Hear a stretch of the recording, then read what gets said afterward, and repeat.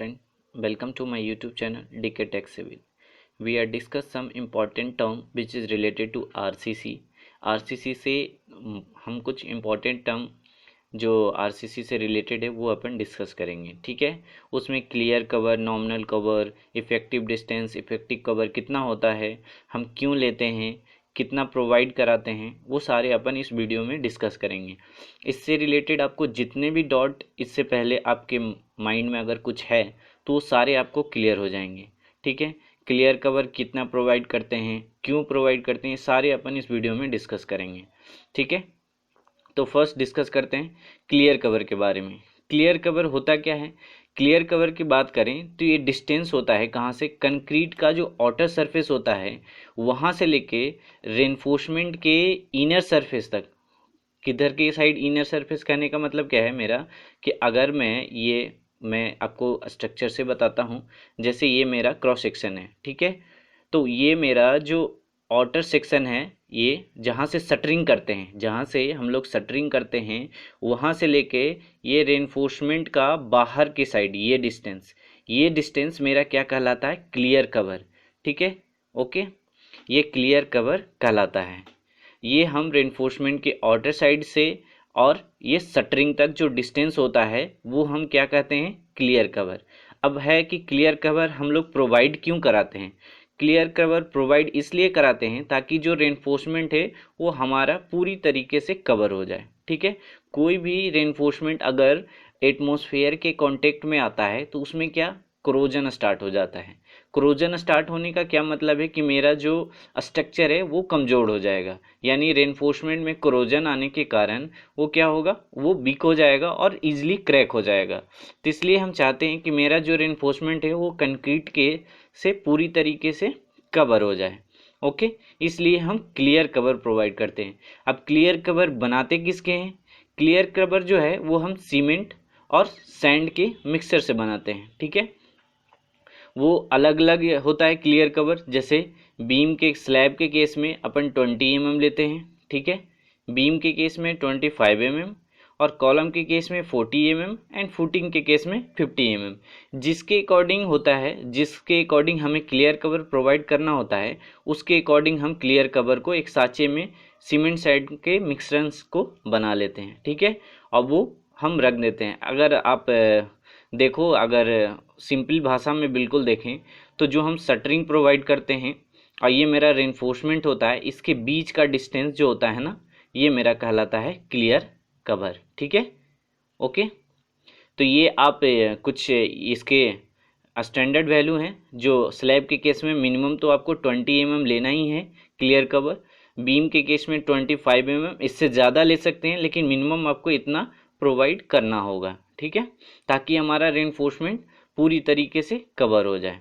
Okay, column के case में 40 mm and footing के केस में 50 mm। ओके, मेरे हिसाब से आपको क्लियर कवर बिल्कुल क्लियर हो गया होगा। अब अपन नॉमिनल कवर में चलते हैं।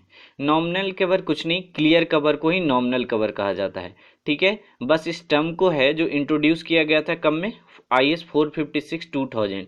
पहले क्या पुराना कोड चलता था, लेकिन अब अपन जो डिज़ाइन करते हैं जितने भी रेनफोर्समेंट, वो किस पे डिज़ाइन करते हैं? IS 456 2000 के अकॉर्डिंग डिज़ाइन करते हैं, ठीक है। ये जो है अपन नॉमिनल कवर कभी भी डायमीटर जो मेन बार प्रोवाइड करते हैं उससे लेस नहीं होता, should not be less than diameter of the main बार, ठीक है। यानी हमेशा उससे ज़्यादा ही होना चाहिए, कम नहीं होना चाहिए, ठीक है। नॉमिनल कवर का मतलब क्या है? Clear distance between face of concrete and face of main outer reverse, ठीक है। जो आपको मैंने क्लियर कवर में बताया था वही सेम नॉमिनल कवर में होता है, ठीक है। इसका मतलब क्या है कि नॉमिनल कवर जो है वो हमेशा लेस देन होगा किससे? इफेक्टिव कवर से। अब इफेक्टिव कवर क्या होता है वो अपन आगे देखेंगे। और जो मिनिमम नॉमिनल कवर प्रोवाइड करते हैं वो कितना? 20 mm। ये आप देख सकते हैं, ऊपर मैंने आपको बताया था कि मिनिमम जो है वो स्लैब में लेते हैं 20 mm, फिर बीम में, उससे सारे में वैल्यू इंक्रीज हो रहे हैं, ठीक है। तो मिनिमम अपन जो कवर प्रोवाइड करते हैं वो कितना? 20 mm का प्रोवाइड करते हैं, ठीक है। नॉमिनल कवर भी आई होप क्लियर होगा। अब चलते हैं नेक्स्ट इफेक्टिव कवर में। इफेक्टिव कवर क्या होता है? इफेक्टिव कवर होता है it is the distance measure from face of the member to the centre of the area of reinforcement. कहने का क्या मतलब है, जो हम आरसीसी स्ट्रक्चर लेते हैं, सॉरी ये रेक्टेंगुलर कोई आरसीसी स्ट्रक्चर ले रहे हैं, उसमें जो अपन ये मेन रेनफोर्समेंट, ये जो टेंशन साइड में रेनफोर्समेंट प्रोवाइड करते हैं, और ऊपर क्या होता है कंप्रेशन, नीचे क्या होता है टेंशन। ये यहाँ से टेंशन साइड के, इसको सेंट्रॉइड भी बोल सकते हैं, क्योंकि रेनफोर्समेंट का सेंट्रॉइड कहाँ पे लाई करता है? उसके सेंटर पे। तो ठीक है, यहाँ से लेके ये टॉप डिस्टेंस तक ये क्या कहलाता है? इसका इफेक्टिव डेप्थ कहलाता है। ठीक है, इफेक्टिव डेप्थ कहलाता है। अगर ओवरऑल डेप्थ में से, ये जो टोटल डेप्थ है, ओवरऑल डेप्थ में से इफेक्टिव डेप्थ को अगर माइनस कर दें तो हमारा क्या आ जाएगा? इफेक्टिव कवर आ जाएगा। ओके, तो इफेक्टिव कवर क्या हो जाएगा? Overall depth minus effective depth. Clear है? और इफेक्टिव कवर क्या हो जाएगा? क्लियर कवर प्लस डाया और बार अपॉन 2। ठीक है, क्लियर कवर क्या होता है मैं आपको बता चुका हूँ। डाया और बार जो रेनफोर्समेंट ये लेते हैं, इसकी डाया अपॉन 2। ये जो है ये कौन से पुराने वाले कोड है उसके अकॉर्डिंग लेते हैं। जो हमारा नया कोड है IS 456-2000, उसके अकॉर्डिंग इसमें एक चीज़ और ऐड किया गया है। क्या ऐड किया गया है यहाँ आप पहले देख लेंगे। ये मैंने आपको डायग्राम से भी समझा रखा हूँ कि जैसे ये मेरा टोटल डेप्थ हुआ, दिस इज टोटल डेप्थ, यहाँ से लेके यहाँ तक ये मेरा टोटल डेप्थ हुआ।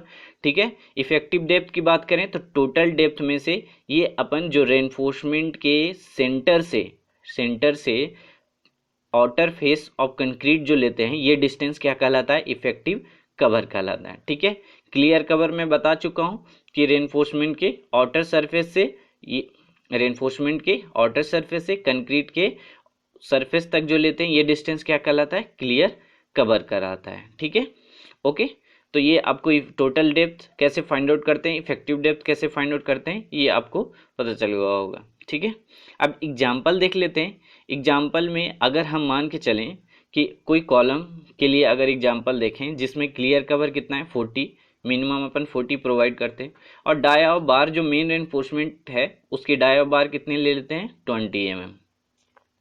और अगर हमें इफेक्टिव कवर प्रोवाइड करना है जिसको हम डी डैश से इंडिकेट कर रहे हैं, तो कितना होगा? क्लियर कवर प्लस 5/2 यानी 40 प्लस 20/2। ठीक है, तो यहाँ से मेरा क्या आ जाएगा? Effective cover. लेकिन जो नया कोड है अकॉर्डिंग टू IS 456-2000 के अकॉर्डिंग देखें तो उसमें एक चीज़ ऐड किया गया है। क्या ऐड किया गया है? उसमें जो अपन डाया और स्टीरअप है वो पहले कंसीडर नहीं करते थे, लेकिन जो अब इफेक्टिव कवर अपन फाइंड आउट करते हैं तो उसमें क्लियर कवर लेते हैं, प्लस जो डाया और स्टीरअप होता है मिनिमम तो अपन कितना 5/4 या 6 mm लेते हैं। ठीक है, मिनिमम ये होता है। ऐसे हम जनरली जो स्टीरअप लेते हैं अगर डिज़ाइन में, तो मिनिमम तो कम से कम 8 mm का प्रोवाइड ही करते हैं। ठीक है, ओके, अब अपन देखें अगर नए कोड के अकॉर्डिंग, क्योंकि अपन को जो मेन स्टडी करना है, मेन डिज़ाइन जो करते हैं अपन इसी कोड के अकॉर्डिंग करते हैं, IS 456-2000 के अकॉर्डिंग करते हैं। ठीक है, तो यहाँ पे जो इफेक्टिव कवर आएगा वो आएगा clear cover plus dia of stirrup plus dia of bar upon 2। ठीक है, आप एग्जाम्पल से समझ लो। एग्जाम्पल अगर लेते हैं कॉलम का ही ले लेते हैं एग्जाम्पल, स्लैब में तो 20 mm लेते हैं। चलो यहाँ पे अपन कॉलम का एग्जाम्पल ले लेते हैं। अगर कॉलम में क्लियर कवर कितना प्रोवाइड करते हैं? 40 mm, ये मिनिमम है, इससे ज़्यादा अपन प्रोवाइड कर सकते हैं, लेकिन मिनिमम तो आपको 40 mm तो कॉलम में प्रोवाइड करना ही करना है। ठीक है, dia of stirrup suppose 10 mm ले लेते हैं और dia of main bar 20 mm, तो मेरा इफेक्टिव कवर कितना आ जाएगा? सारे को ऊपर वाले फॉर्मूले में जब आप पुट करोगे तो ये आपको डाया ऑफ इफेक्टिव कवर आपको निकल जाएगा। ठीक है, ये सारे जितने भी हैं ये सारे आपको डिज़ाइन में काफ़ी हेल्पफुल होते हैं। ये क्वेश्चन भी पूछा जाता है कि इफेक्टिव कवर इक्वल टू क्या होता है। अकॉर्डिंग टू कोड के अकॉर्डिंग आप बता सकते हो IS 456 के according clear cover plus dia of stirrup plus dia of main bar upon 2। ठीक है, अब तो ये सारी बातें हो गई। अब हम लोग देखते हैं कि हम लोग ये कवर प्रोवाइड क्यों करते हैं। ऐसे मैंने आपको पहले भी बता दिया कि ये डायाप जो हम लोग कवर है वो प्रोवाइड क्यों करते हैं। ठीक है, फर्स्ट तो इसका सबसे जो रीजन हो जाता है, एक पहला रीजन तो हो जाता है कि इसका कोरोजन हुक से बचाने के लिए। ठीक है, रेनफोर्समेंट कोरोजन से, क्योंकि हवा और पानी के यानी एयर और वाटर के जब भी कांटेक्ट में आएगा तो रेनफोर्समेंट मेरा क्या होने लगता है, कोरोजन उसमें स्टार्ट हो जाती है। ठीक है, वो रिएक्शन करके कोरोजन होने लगता है, तो उससे हमारा क्या है, रेनफोर्समेंट वीक हो जाता है। दूसरा, फायर रेजिस्टेंस से बचाने के लिए। ओके, तीसरा क्या होता है, तीसरा जो मेन पॉइंट होता है अपन रेनफोर्समेंट प्रोवाइड करने का, वो ये होता है कि अपन जो प्रोवाइड करते हैं ना वो ताकि वो उसमें जो स्ट्रेस डेवलप हो रहा है रेनफोर्समेंट में वो पूरी तरीके से डेवलप हो सके।